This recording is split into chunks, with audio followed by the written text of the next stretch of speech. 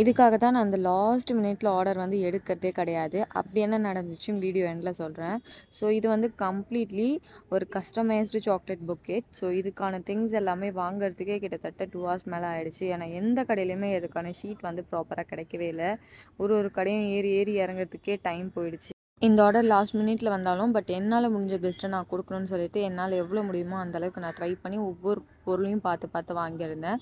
But இந்த திங்ஸ்லாம் எங்க கிடைக்கும்னு ஃபர்ஸ்ட்டே எனக்கு ஒரு ஐடியா இருந்ததுன்னா, நான் இன்னும் கொஞ்சம் டைம் சேவ் பண்ணியிருந்திருக்கலாம். இருந்தாலும் நான் எல்லாத்தையுமே வாங்கிட்டு கிட்டத்தட்ட ஒரு 1/2 அன் ஹவர் டூ 1 ஹவர் தான் ஆகும் அப்படின்ற ஒரு தப்பு கணக்கு போட்டுட்டேன். பட் அதெல்லாம் ஸ்டிக் பண்ணிட்டு அரேஞ்ச் பண்ணி எடுக்கிறதுக்குள்ள கிட்டத்தட்ட நம்ப மாட்டீங்க 3 ஹார்ஸ்க்கு மேலவே ஆயிடுச்சு. சரியான பேக் பெயின். இது எல்லாமே தாண்டி ஒருத்தவங்களுடைய ஹாப்பி மூமெண்ட்ஸில் நம்மளுடைய பார்ட் இருக்குது அப்படின்னு நினைக்கும்போது அது கொஞ்சம் ஸ்பெஷலாக இருக்கும். ஸோ இந்த ஆர்டர் வந்து பார்த்திங்கன்னா, எங்கள் அக்காவுடைய ஃப்ரெண்ட் அவங்க ஃபியான்சியை சர்ப்ரைஸ் பண்ணுறதுக்காக கொடுத்துருந்தாங்க. இந்த ஆர்டர் வந்து எனக்கு ஒரு புது எக்ஸ்பீரியன்ஸ். பட் ரிவ்யூ பார்க்கும்போது ரொம்பவே ஹாப்பியாக இருந்தது.